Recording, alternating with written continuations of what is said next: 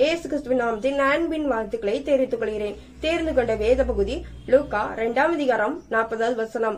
பிள்ளை வளர்ந்து ஆவிலே பலன் கொண்டு ஞானத்தினால் நிறைந்தது. கிறிஸ்துக்குள் பிரியமானவர்களே, உங்களுடைய பிள்ளைகளிலும் ஆவிலே பலன் கொண்டு ஞானத்தினால் நிறைந்திருக்கிறதா? இங்க பாத்தீங்கன்னா ஏசுப்பா அவருடைய பெற்றோர்கள் அவருக்கு 12 வயசு இருக்கும் போது பாஸ்கா பண்டிகையை அனுசரிக்கும்படியாக எருசலேமுக்கு போனார். அப்ப எருசலேம் பண்டிகை முடிந்த பிறகு திரும்பி வரும்போது ஏசப்பா அங்கே இருந்து விட்டார். அதை தெரியாம பெற்றோர்கள் ஒரு நாள் பிரயாணத்தில் வந்து விட்டார்கள். வந்து விடும்போது உறவினரிடம் தேடும் போது அவர்கள் அங்கே இல்லை. அப்போது திருப்பியும் எருசலேமுக்கு போய் பார்க்கும்போது ஏசப்பா போதகர் நடுவிலே போதகத்தை கேட்கவும் அவர் வினாவதையும் கண்டார்கள். உங்களுடைய பிள்ளைகளும் ஆலயத்திற்கு வராமல் இருக்கிறார்களா? இல்ல மொபைல், டிவி, விளையாட்டு என்று இருக்கிறார்களா? எப்படிப்பட்ட சூழ்நிலையில் இருக்கிறார்கள்? உங்களுடைய பிள்ளைகளை தேவனுக்கு பிரியமான பிள்ளைகளாக வளர்க்கிறதற்கு நீங்க பிரயாசப்படுங்க. வேதத்துல பாக்குறோம், சங்கீதம் 89ஆம் அதிகாரம் 30ஆம் வசனத்துல, பிள்ளைகள் என் நியாயங்களின்படி நடவாமல் என் வேதத்தை விட்டே விலகி. பாருங்க, அநேக பிள்ளைகள் வேதத்தை விட்டு தான் விலகி இருக்காங்க. அநேக நேரம் மொபைலையும் விளையாட்டுத்தனத்திலையும் காணப்படுறாங்க. உங்களுடைய பிள்ளைகள் எப்படிப்பட்ட சூழ்நிலையில் இருக்கிறாங்க? ஒருவேளை உங்களுடைய பிள்ளைகள் வேதத்தை தியானிக்கும்படியாக நீங்க கற்றுக் கொடுத்திருக்கீங்களா? முதலாவது நீங்கள் வேதத்தை தியானித்து செயல்படும் போது அதை பார்த்து உங்களுடைய பிள்ளைகளும் கற்றுக் கொடுப்பாங்க. மனோவாவின் மனைவி மலடியா இருந்தால் தரிசனத்தில் தேவதூதன் தோன்றி, நீ ஆண் பிள்ளையை பெற்றெடுப்பாய், அதை எப்படி வளர்க்க வேண்டும், எப்படி நடத்த வேண்டும் என்று சொல்லி கொடுத்துள்ளார். அதை மனோவாவிடம் அறிவிக்கும் போது, நானும் அதை பற்றி தெரிந்து கொள்ள வேண்டும் என்று அறிந்து கொள்ள வேண்டும் என்று சொல்லி தூதனுக்கு கேட்கும் போது வேதாகமம் கூறுகிறது, நியாயாதிபதிகள் 13ஆம் அதிகாரம், நீ சொன்ன காரியம் நிறைவேறும் போது அந்த பிள்ளையை எப்படி வளர்க்க வேண்டும், அதை எப்படி நடத்த வேண்டும் என்று எனக்கு மீண்டும் சொல்லும்படியாக கேட்கிறார். உங்களுடைய வாழ்க்கையிலும் எப்படிப்பட்ட சூழ்நிலையில் நீங்க இருக்கிறீங்க? உங்களுடைய வாழ்க்கையிலும் உங்களுடைய பிள்ளைகளை பத்தி, எதிர்காலத்தை பத்தி எப்படி நடத்த வேண்டும் சொல்லி அங்கலாய்த்து காணப்படுறீங்களா? தேவனுடைய ஒத்தாசையோடு நீங்க செயல்படுங்க. வேதத்துல பாக்குறோம், பாகமும் 32ஆம் அதிகாரம் 46 வசனத்துல பாக்குறோம், நியாயபரமான வார்த்தைகளின்படி எல்லாம் உங்கள் பிள்ளைகள் செய்யும்படி கவனமாய் இருக்க நீங்கள் அவர்களுக்கு கற்பிக்கும்படி நான் இன்று உங்களுக்கு சாட்சியாய் ஒப்புவிக்கிற வார்த்தைகளை எல்லாம் உங்கள் மனதிலே வையுங்கள்.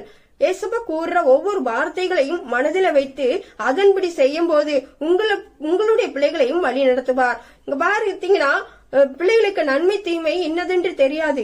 அந்த பிள்ளைகளுக்கு எது நன்மை எது தீமை என்று சொல்லிக் கொடுக்கணும். இங்க வேதாந்தத்துல பாக்குறோம், 2 ராஜாக்கள்ல 2ஆம் அதிகாரத்துல பாக்குறோம், எலிசாவது பெத்தேலுக்கு போகும்போது அவன் வழி நடந்து போகையில் பிள்ளைகள் வந்து மொட்டை தலையா ஏறிப்பான்னு சொல்லி நிந்திக்கிறாங்க. அப்ப நிந்திக்கும் போது அவர்களுடைய வாழ்க்கையில் எதை எப்படி செய்யணும் தெரியாம அந்த எலிசாவை பார்த்து நிந்திக்கும் போது அவர்கள் அந்த பலனையும் பெற்றுக்கொள்கிறார்கள். வேதத்துல பாக்குறோம், எரேமியா 49ஆம் அதிகாரம் 11ஆம் வசனத்துல, திக்கற்றவர்களாய் போகும் உன் பிள்ளைகளை ஒப்புவி, நான் அவர்களை உயிரோடு காப்பாற்றுவேன் என்று வேதத்தில் சொல்வது போல் உங்களுடைய பிள்ளைகளை தேவனிடம் ஒப்படைக்கும் போது அவர் காப்பாற்ற வல்லவர். வேதாகமத்துல பாக்குறோம், ஆதியாகமம் 22ஆம் அதிகாரம் 12ஆம் வசனத்துல, பிள்ளையாண்டான் மேல் உன் கையை போடாதே, அவனுக்கு ஒன்றும் செய்யாதே, நீ அவன் உன் புத்திரன் என்றும் உன் ஏகசூதன் என்றும் பாராமல் எனக்காக ஒப்புவித்தபடியினால் நீ தேவனுக்கு பயப்படுகிறவன். பாருங்க, அவருடைய வாழ்க்கையில் தேவனுக்கு பயந்தவன் சொல்லி ஈசாக்கை பலியிடும்படியாக தேவன் சொல்கிறான்னு சொல்லி பலியிடும்படியாக சொல்லும் போது தேவன் அந்த பயப்படுகிற பயத்தை காப்பாற்கிறார். காணாதவர் போல் இருந்தா, மோரியாவில் ஆபிரகாமே காணாதவர் போல் இருந்தா, ஈசாக்குக்கு மறுவாழ்வு அளித்து பழகி பெருகச் செய்தா, ஈசாக்குக்கு மறுவாழ்வு அளித்து பழகி பெருகச் செய்தார். உங்களுடைய வாழ்க்கையிலும் தேவனுக்கென்று பிள்ளைகளை ஒப்புவிக்கும் போது தேவன் காப்பாற்ற உள்ளவர். எப்படி நீங்க வளர்க்கிறீங்கன்னு சொல்லி தேவனுக்கென்று விசேஷமாக நீங்க வளர்க்கிறீங்களா? எப்படி கையாளுறீங்க?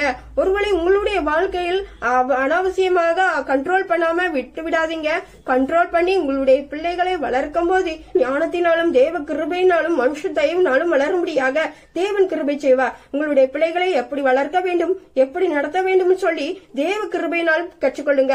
பாக்குறோம் 1 சாமுவேல் 1:28 அவன் கர்த்தருக்கென்று கேட்டபடியினால் அவன் உயிரோடு இருக்கும் சகல நாளும் அவனை கர்த்தருக்கே ஒப்பு கொடுக்கிறேன். இங்க பாத்தீங்கன்னா அண்ணாளுடைய வாழ்க்கையில் தனக்கு ஒரு பிள்ளை இல்லையேன்னு சொல்லி ஆலயத்தை நோக்கி தன் இருதயத்தை எல்லாம் ஊற்றி ஜெபிக்கும் போது தேவன் ஒரு ஆண் பிள்ளையை கொடுக்கும் போது அந்த ஆண் பிள்ளையை தேவனுக்கென்று ஒப்பு கொடுக்கிறார். உங்களுடைய வாழ்க்கையிலும் தேவனுக்கென்று நீங்கள் ஒப்பு கொடுக்கும் போது யாரையும் உங்கள் பிள்ளைகள் மீது கைப்படாதபடி பாதுகாத்துக் கொள்வார். பாதுகாப்பு தேவன் கட்டளையிடுவார். உங்களுடைய வாழ்க்கையில் எப்படிப்பட்ட சூழ்நிலை நீங்க வளர்க்கணும்னு நினைக்கும் போது தேவனுக்கிட்ட நீங்க பொறுப்பை கொடுக்கும் போது அவர் வழி நடத்துவார். அந்த பிள்ளைகளுக்கு தெரியாது எது நன்மை எது தீமை என்று தெரியாத போது நம்ம கற்றுக் கொடுத்து அதன்படி வளர்க்கும் போது, அது மாத்திரமல்ல வேதத்தை தியானிக்கும்படியாக நீங்க கற்றுக் கொடுத்து அதன்படி ஞானத்தினால் வளர்க்கும் போது தேவன் கிருபையாயிருந்து உங்களுடைய பிள்ளைகளுக்கு பாதுகாப்பை கட்டளையிடுவார். நீங்க அவர்கிட்டே நீங்க ஒப்பு கொடுக்கும் போது அவர் செயல்படுத்துவார். உங்களுடைய பிள்ளைகளை ஆசீர்வதிக்க வல்லவர். எப்படி ஈசாக்குடைய வாழ்க்கையில் பெருக செய்தாரோ அதேபோல் உங்களுடைய வாழ்க்கையிலும் உங்களுடைய பிள்ளைகளை பெருக செய்வார். சோஸ்திரேசப்பா, ஒருத்தருடைய பிள்ளைகளும் ஞானத்தினாலும் தேவ கிருபையினாலும் மனுஷ தயவினாலும் பெருகத்தக்க கிருபை செவிராக செபிக்கிற அவர்களுக்கு விசேஷ பாதுகாப்பை கட்டளையிட்டு தேவ நீர் செயல்படுத்துவீராக செபிக்கிற நீங்க பொறுப்படுத்திக் கொள்ளுங்க. துதிகன மைமை உமக்கு சேர்த்துறேன் நல்ல பிதாவே, ஆமேன்.